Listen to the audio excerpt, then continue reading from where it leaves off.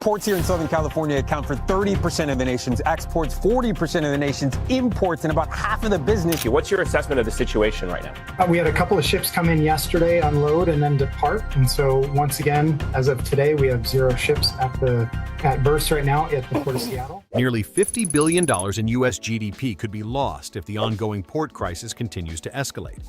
Major shipping hubs like Los Angeles, Long Beach, and Seattle are reporting an unprecedented decline of up to 40% in import volumes. Perhaps even more alarming, container bookings from China have dropped by nearly 50% in just a single month, a staggering collapse in trade activity from the United States' largest source of imports. And this isn't the result of war. It's not a global pandemic. The cause is far more deliberate. U.S. tariffs on Chinese goods, now reaching as high as 145%, have triggered a full-blown disruption in the nation's shipping sector. What once were bustling ports are now eerily quiet, turned into ghost towns by a policy earthquake. The central question has shifted. It's no longer, when will shipments arrive? Now it's, can the U.S.'s supply chain survive this at all? At the heart of America's shipping crisis are its most critical trade arteries, the ports of Los Angeles and Long Beach, which together handle roughly 40% of all inbound containerized cargo entering the United States. Normally teeming with activity, cranes swinging, trucks lining up, and ships queued offshore, these ports now echo with silence. Terminal activity has plunged, with reports showing sharp declines in vessel traffic and container volume directly linked to a collapse in orders from Asia, especially China. Further north, the picture is just as bleak. The ports of Seattle and Tacoma, once vital gateways for Pacific trade, have seen weeks pass without a single new vessel docking. Satellite imagery and industry tracking data confirm that berths are empty and container stacks remain stagnant. These aren't just logistical blips, they are systemic breakdowns that reveal the broader unraveling of America's import ecosystem. What was once a symbol of the country's economic strength and trade dominance has turned into a haunting reflection of policy-induced paralysis. The sharp reduction in port throughput is not due to technical failure or labor disputes, it is the consequence of deliberate trade policy. The 145% tariffs on Chinese imports imposed under the Trump administration have made key goods prohibitively expensive, leading to widespread order cancellations and shipping lane disruptions. Now, entire port regions, some of the busiest in the Western Hemisphere, resemble ghost towns. The visuals are stunning, row upon row of unused cranes, parking lots filled with idle trucks, and loading docks without dock workers. This eerie transformation isn't just symbolic, it's economically devastating. These ports are not only trade hubs, they are the beating hearts of regional economies that rely on constant throughput to sustain jobs, small businesses, and infrastructure investment. The crisis is quiet, but it is profound, a slow-motion collapse hidden in plain sight, unfolding along the country's most critical coastlines. And unless addressed, these ghost ports may be the first signs of something even more destructive, the long-term erosion of America's logistical competitiveness. As America's ports go quiet, the shockwaves are radiating deep into the logistics ecosystem, crippling the very infrastructure that keeps the U.S. economy moving. Truck drivers, dock workers, and warehouse staff, the essential workforce behind every shipment and stocked shelf, are now facing mass layoffs, reduced hours, and operational standstills. The slowdown in port activity has cut off the flow of work they rely on, forcing many into unemployment or underemployment with no clear timeline for recovery. Logistics firms across the country are reporting catastrophic losses, with revenue declines ranging from 40% to 60%, according to industry reports cited in the video.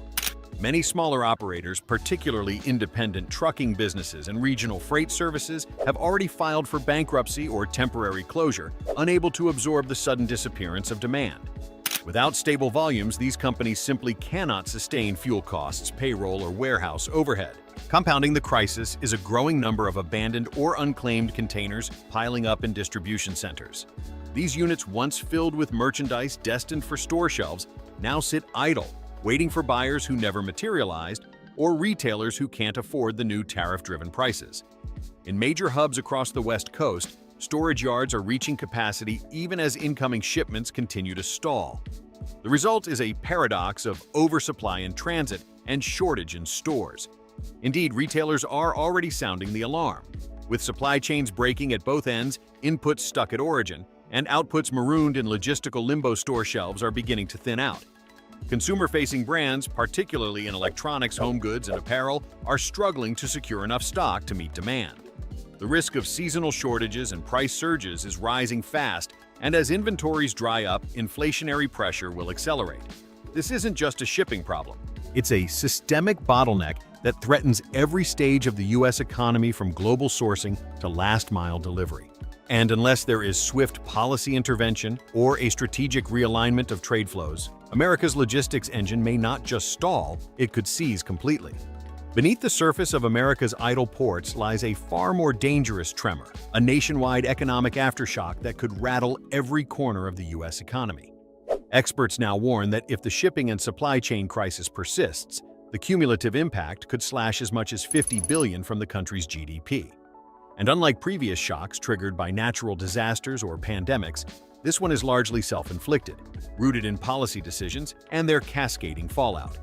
The port paralysis and logistics breakdown are not just slowing down commerce, they're constricting the arteries of the consumer economy.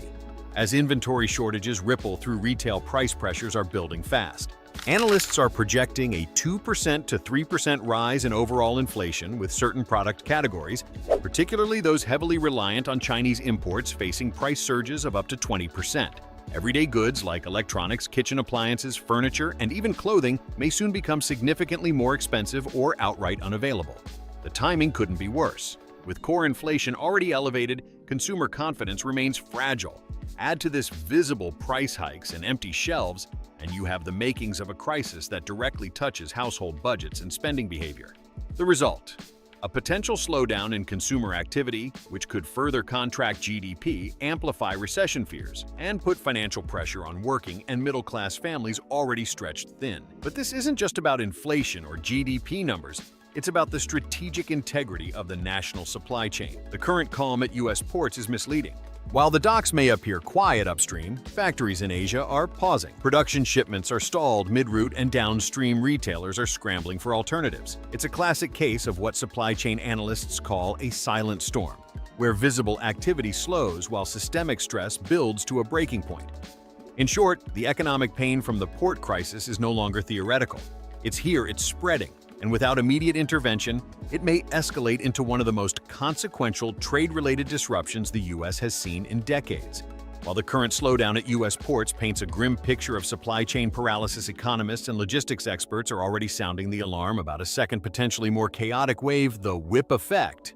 This term, often used in supply chain theory, refers to the sudden surge in backlogged shipments that can overwhelm logistical systems or SHUTDOWNs after a period of suppression.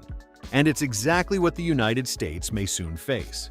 Right now, the 145% tariffs on Chinese goods that sparked the original disruption have been temporarily suspended for 90 days, a pause that offers short-term breathing room but no long-term resolution.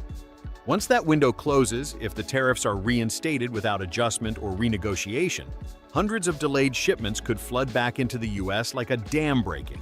Carriers, importers, and manufacturers are already stockpiling and timing freight movements to coincide with this decision.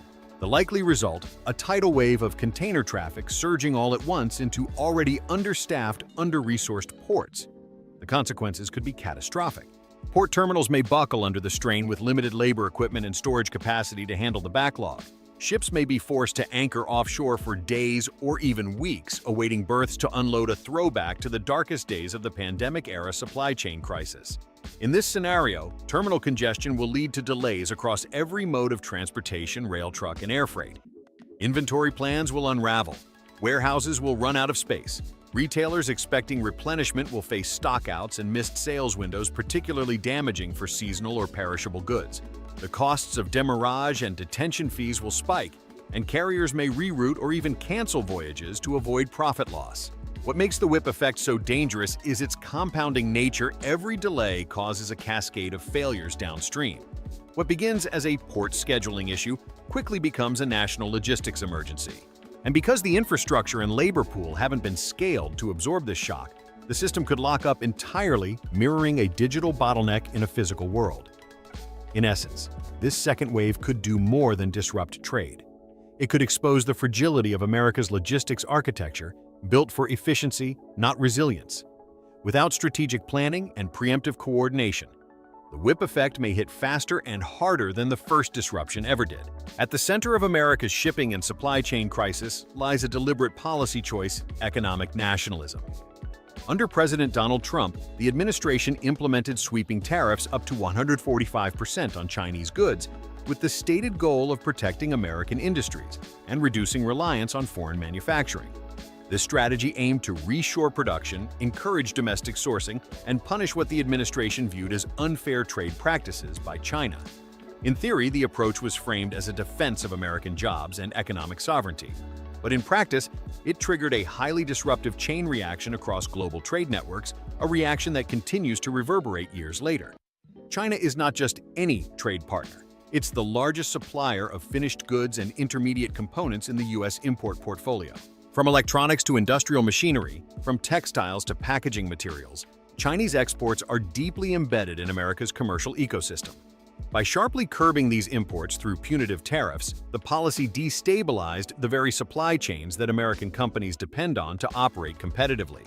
Small and medium-sized businesses, many of which don't have the scale or capital to rapidly shift sourcing, have been hit particularly hard. Industries like automotive parts, consumer electronics, retail manufacturing, and even agriculture, which depends on Chinese inputs like fertilizers and chemicals, have faced steep input cost hikes, production delays, and lost contracts. Moreover, the move failed to address the underlying structural weaknesses of the U.S. industrial base.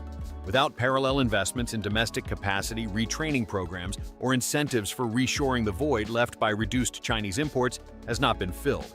Instead of sparking a manufacturing renaissance, the policy created a vacuum, one that crippled downstream sectors and exposed the fragility of just-in-time logistics models. Perhaps most paradoxically, the businesses that the tariffs were intended to protect are now among the most vulnerable. American manufacturers that rely on global supply chains for components have faced rising costs, inventory shortages, and shrinking profit margins. Some have moved operations overseas entirely to escape tariff exposure, undermining the very principle of domestic protectionism.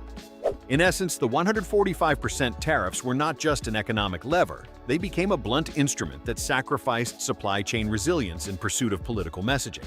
And now, with ports paralyzed, inflation rising, and logistics systems buckling, the costs of that economic nationalism are becoming painfully clear. As the dust settles over America's idle ports and silent logistics centers, one question looms larger than any policy paper or trade negotiation.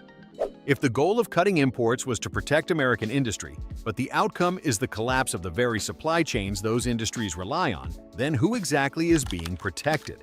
The United States now stands at a crossroads.